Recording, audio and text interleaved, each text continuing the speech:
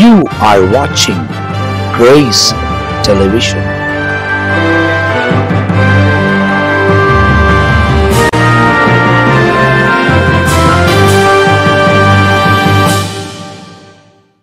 இயேசு கிறிஸ்துவின் நாமத்தில் உங்கள் யாவருக்கும் அன்பின் வாழ்த்துக்கள். இந்த நல்ல காலை நேரத்தில் மறுபடியுமாக இன்னொரு எபிசோடாகிய இயேசுவோட பேசுவோம் வாருங்கள் என்ற நிகழ்ச்சியில் உங்களை சந்திப்பதில் மிகுந்த மகிழ்ச்சி. கர்த்தர் நம்மை நடத்துகிற தேவனாக இருக்கிறார். ஆகையினால இந்த காலை நேரத்தில் ஒரு காரியத்தை சொல்லிட்டு இந்த வசனத்தை உங்களுக்காக தியானிக்கிறேன். அநேகர் இந்த நிகழ்ச்சி நிமித்தம் ஆசீர்வதிக்கப்படுறாங்க. எங்களிடத்தில் அநேகர் பகிர்ந்து கொள்ளுகிற ஒரு காரியம், நிச்சயமாக ஒவ்வொரு நாளும் இந்த வசனங்கள் எங்கள் வாழ்க்கைக்கு பிரயோஜனமாக ஒவ்வொரு போதகருங்க ஒவ்வொரு நாள் வித்தியாசமான வார்த்தைகளை எங்களிடத்தில் தெளிவுபடுத்துகிறது, எங்களிடத்தில் பகிர்ந்து கொள்வது, இந்த நிகழ்ச்சி நிமித்தமாக பேசப்படுகிறது எங்களுக்கு ஒரு பெரிய ஆசீர்வாதமாக இருக்குது அப்படின்னு சொல்லி அநேகர் சொல்கிறத நாங்கள் கேள்விப்படுகிறோம். கர்த்தர் அவருடைய நாமத்தை உயர்த்தி கொள்வாராக.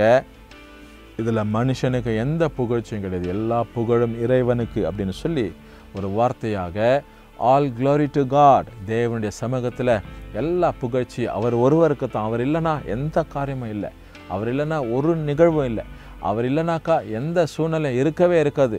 ஆண்டவர் அப்படி நன்மைகளை கர்த்தர் கொடுத்து அவர் ஆசீர்வதிக்கிறார் தேவனாக இருக்கிற இந்த நிகழ்ச்சியை மற்றவங்களுக்கு ஷேர் பண்ணுங்கள், உங்கள் லிங்க்ஸுகளை அனுப்புங்க. அநேகர் பார்த்து ஆசீர்வதிக்கப்படட்டும். இந்த கடைசி நாட்களாக இருக்கிறபடினால இந்த காலங்களை இந்த நேரங்களை பிரயோஜனப்படுத்தி கொள்ளுங்கள். இந்த சேனலை சப்ஸ்கிரைப் பண்ணிக்கொள்ளுங்கள். லிங்கை நீங்கள் மற்றவங்களுக்கு ஷேர் பண்ணுங்கள்.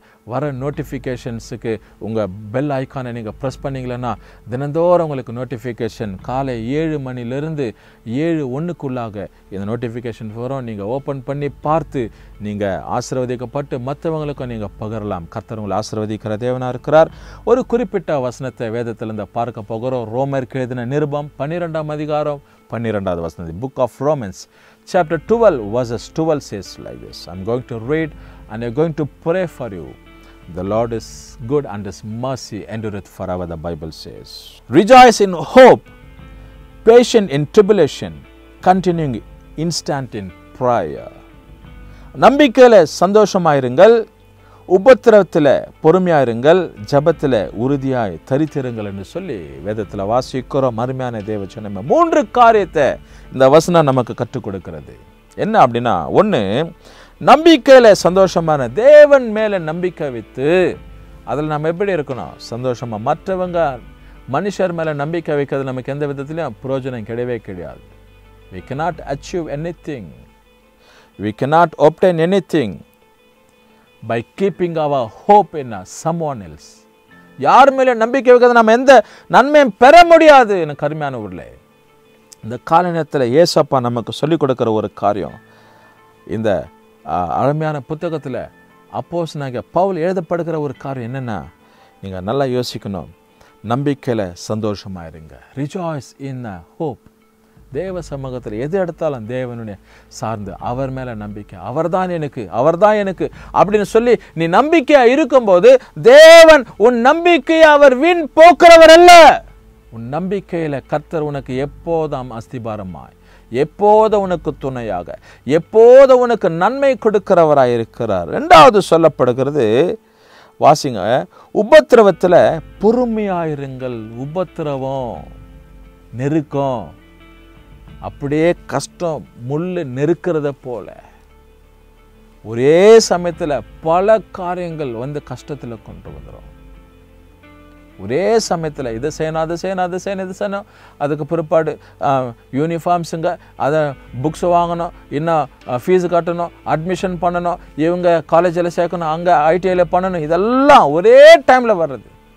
வேறு ஏதாவது நிகழ்ச்சி வந்துடும் குடும்பத்தில். இப்படி பாருங்கள், இதெல்லாம் நமக்கு பாருங்கள் உபத்திரவமான ஆபத்தான இந்த காரியத்தை யார் சந்திப்பாங்கன்னு சொல்லி யோசிக்கத்தக்கதான ஒரு காரியம். உபத்திரவத்தில் என்ன பண்ணணுமா, பொறுமையாக இருக்கணும். தேவன் எல்லாவற்றையும் டீல் பண்ணுவார். ஒவ்வொரு காரியத்தையும் நீ ஜபிக்கும்போது, தேவ சமூகத்தில் கொண்டு வரும்போது, ஆண்டவர் நோக்கி ஒத்தாசையாய் நாம் அவரை எண்ணி நாம் பார்க்கும்போது தேவன் ஒவ்வொரு காரியத்தையும் சார்ட் அவுட் பண்ண, ஒவ்வொரு காரியத்தை கிளியரன்ஸ் பண்ண, ஒவ்வொரு காரியத்தை நாம் அப்படியே எல்லாவற்றையும் மேற்கொண்டு வர கர்த்தர் நமக்கு பலன் தருகிறவர். அதனால தான் வாசிக்கிற உபத்திரவத்தில் எப்படி இருக்கிறான், பொறுமையாக கர்த்தர் டீல் பண்ணிக்குவார். கர்த்தர் காரியங்களை வாய்க்க பண்ணி கர்த்தர் செயல்படுத்துவார். எனக்கு அருமையான தேவச்சனமே, இதற்கு செயல்பட வேண்டிய காரியம் என்னென்னா, ஜபத்தில் உறுதியாய் தரித்திருக்கணும். we should pray instant in God. ஜபத்தில் உறுதியாக இருக்கணும். ஜபத்தில் நாம் தேவ சமூகத்தில் ஆண்டவரை மாத்திரம் சார்ந்திருக்கணும். ஆண்டவரே நீங்கள் மாத்திரம்தான் எனக்கு.